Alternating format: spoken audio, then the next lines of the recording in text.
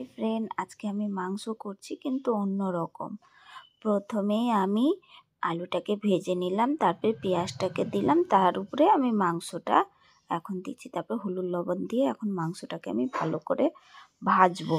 হ্যাঁ, প্রথমে ভিডিওটা আমি দেখাতে পারলাম না, কারণ আমি ভাবিনি যে আমি ভিডিও করব। আমি দেখছি যে অন্য রকম করে যখন মাংসটা করছি তো একটু ভিডিওটা করি। তারপর অন্য কড়াইয়ে আমি আবার টমেটো দিয়ে দিলাম, দিয়ে এখন টমেটোটাকে আমি ভালো করে ভাজছি। যখন টমেটোটা একটু গলে যাবে তখন আমি মশলাটা দিয়ে দেব। মশলাটা দিয়ে দিলাম, ওর উপরে যা মশলা লাগে সব দিয়ে দিলাম, দিয়ে এখন আমি ভালো করে ভাজবো।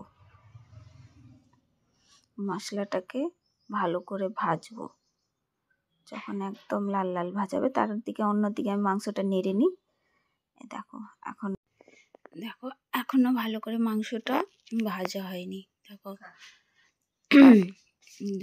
এখন এই মশলাটাকেও ভাজতে হচ্ছে ভালো করে।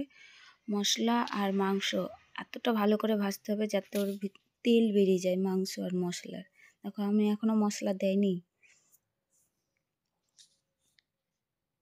মশলাটাকে এত ভালো করে ভাজতে হবে।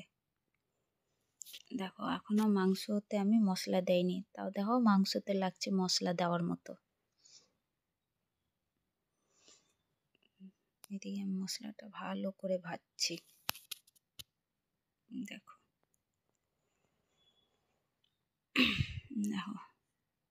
লাগছে না, মশলা দিয়েছি।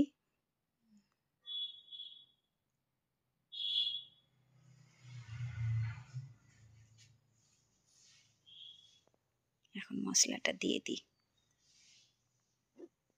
দিয়ে এখন ভালো করে নাড়ব, ভালো করে ভেজে নিই। অন্যদিকে আমি দেখো অন্যদিকে আমি একটা কড়াইয়ের জল নিয়ে নেব। এখন জলটাকে ভালো করে গরম করব। যেটাতে মশলা ভেজেছিলাম ওই কড়াইতে আমি জলটা নিয়ে নিলাম, কারণ আমার ছেলে বেশি খায় না, তো মাংস ঝোল খায় না, কষা একদম কষা কষা খায়, তাই আমি বেশি জল নিলাম না, হালকা জল নিলাম। নিয়ে আর একটু ভালো করে ভেজে নেব, নেওয়ার পর তারপরে নামিয়ে নেব। তো ফ্রেন্ড, তোমাদেরকে কেমন লাগলো একটু কমেন্ট করে জানাবে। আমি তো ভালো করে ভিডিওটা করতে পারিনি, কারণ এক হাত দিয়ে মোবাইলটাকে ধরছি, এক হাত দিয়ে এই জন্য বেশি ক্যামেরাটা হিলে গেছে। তাও কেমন লাগলো বলবে।